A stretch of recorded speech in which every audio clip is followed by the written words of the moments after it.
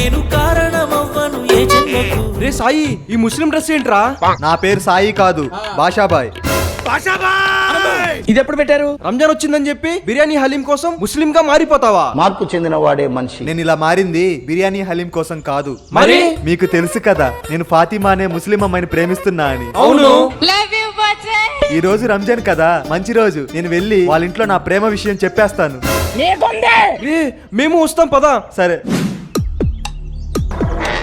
అస్సలాముఅలైకుం. రే అస్సాంలో అలీగోపాల్కి అమ్మేస్తాడంట్రా. చెప్పండి, ఎందుకు వచ్చారు? వీడేంటి పేపర్ తీస్తున్నాడు? కొంప తీసి పాట పాడతాడా ఏంటి? అల్ ఇల్ ఉల్ కల్ ఇల్ ఇల్ ఇల్ మే మల్ కనిసుల్.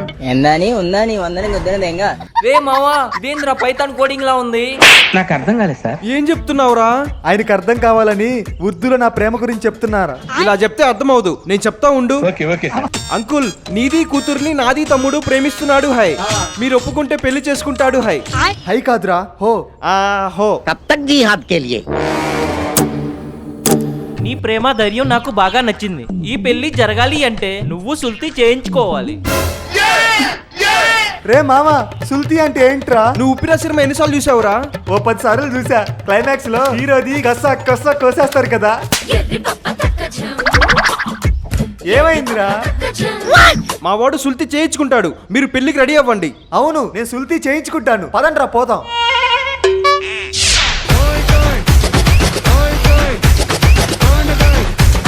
రే మామా, అసలు సుల్తీ అంటే ఏంట్రా? రే సాయిగడ్ ప్యాంట్ ఇప్పి చేతులు పట్టుకుంట్రా. సుల్తి అంటే మీ తమ్ముడు ఇప్పుడే సినిమాలో కోసినట్టు కోయటం. సహాయం కోసం 186కి కాల్ చేయండి.